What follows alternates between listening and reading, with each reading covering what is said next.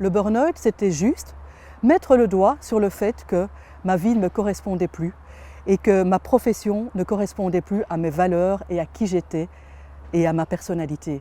Et puis, à prendre les décisions qui s'imposent.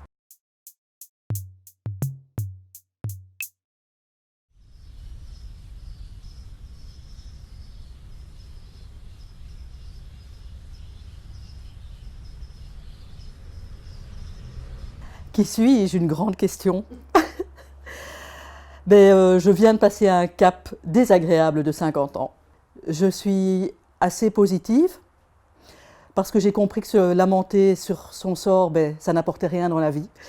Je suis très proche de ma famille, c'est vraiment ma béquille, mon cadeau, mon soleil.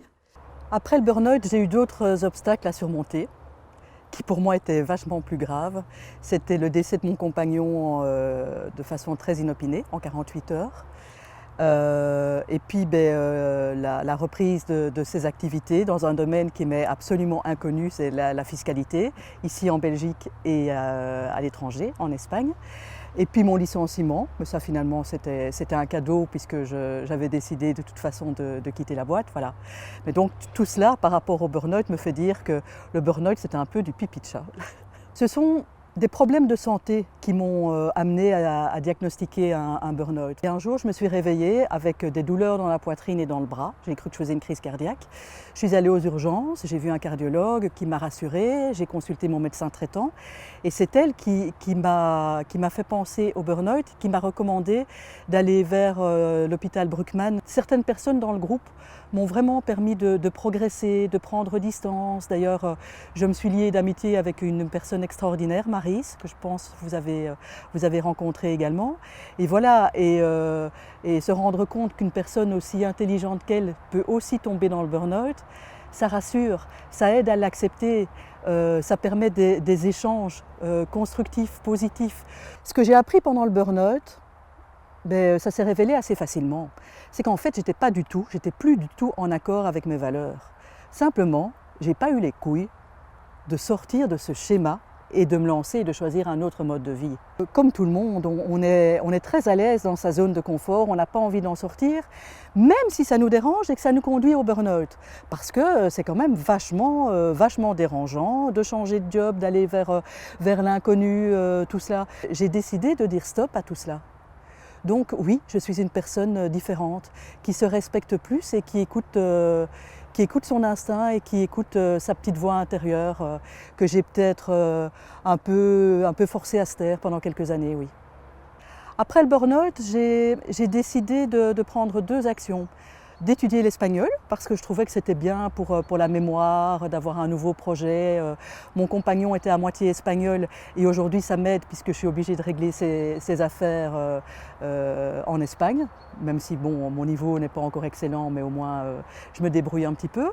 Et puis ma deuxième décision, c'était de commencer la boxe. Alors là, c'est un peu peut-être mon côté rebelle, parce que tout le monde parlait de méditation, de mindfulness. J'ai essayé, je crois que j'ai tenu 35 minutes avant de quitter la séance, parce qu'en fait, ça m'énervait. Je pensais à ma to-do list, à plein de choses. Voilà, c'est pas pour moi pour le moment. J'avais et j'ai toujours de la colère en moi et de la tristesse. Et donc, ce qui m'aide, c'est vraiment de sortir tout cela.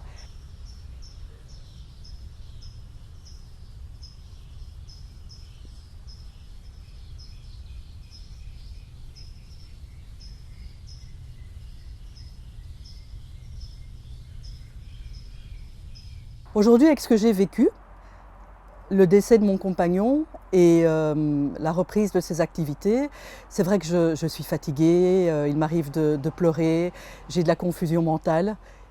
Ces signes peuvent s'apparenter au burn-out et donc certaines personnes me disent « oui, fais attention, tu vas retomber dans un burn-out peut-être un peu plus grave ».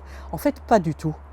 Parce que la grande différence, c'est qu'aujourd'hui, même si je ne suis pas évidemment d'accord avec ce qui s'est passé, c'est une lapalissade, mais je me bats pour mes valeurs, je me bats pour la mémoire de Stéphane.